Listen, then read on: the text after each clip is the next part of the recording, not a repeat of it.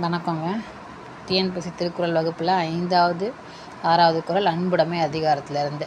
அன்பெனும் ஆர்வம் உடைமை அதியெனும் நண்பெனும் நாடாச் சிறப்பு. பொருள் பாருங்க. அன்பு விருப்பத்தை தரும். விருப்பம் அனைவரிடமும் நட்பு கொள்ளும் பெருஞ்சிறப்பை தரும்.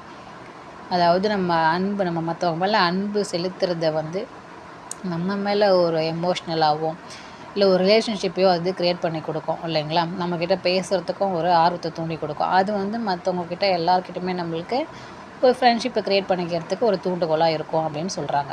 அடுத்த குறள் அன்புற்று அமர்ந்த வழக்கென்ப வையகத்து இன்புற்றார் எய்தும் சிறப்பு.